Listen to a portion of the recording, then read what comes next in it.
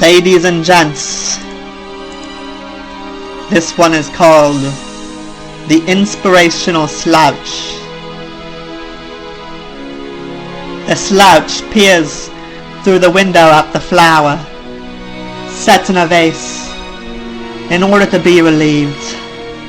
The bookstore was his favorite place, but staring at this flower in the vase, he knew that it just wasn't the case. Big fields with a meadow in the background, the sun leaning on the edge of the horizon.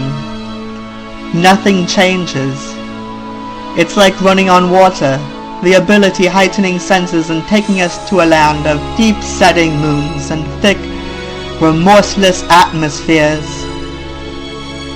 The time is not remembered, only a faint beat behind the bell of a new day.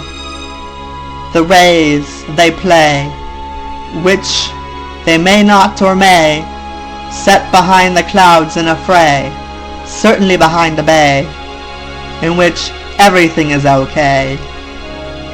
The spirits land today.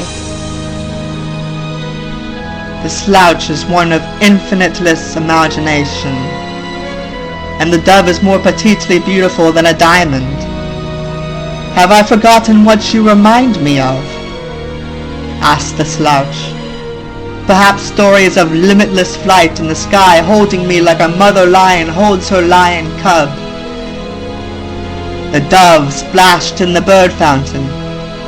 The scenery maybe could be a mountain, one with boundless end, waiting for the user to make the ocean pretend.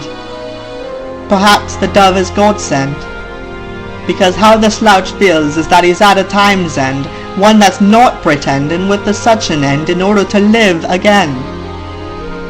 The music is enchanting, taking spiritual leaps into the surrounding space.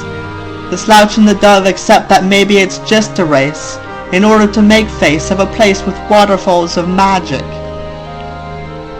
The slouch sighs, wishing for his demise in order to be free in a land of ties to the creator of all things.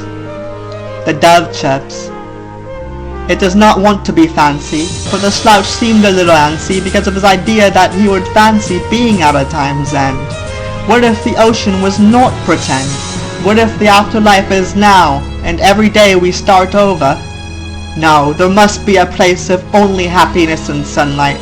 We must get there, the slouch told himself. The thought of loneliness seemed to dissipate into an irrelevant meaning, one with all the blasted science and thoughts that can be misleading, into a place seeming as if imagination was only nothing. There must be a realm, he thought, of great things and magnificent endings in order to only begin again indefinitely, everlastingly, perpetually, for the sake of just existing, in a life where nothing is worth missing, even if just an adjective like blissing, into a life free of sorrows, if only for the dreamer's sake. The slouch said his goodbyes to the dove, if only for now. For tomorrow we begin again, he said, and at last he knew the love wasn't dead. Forevermore.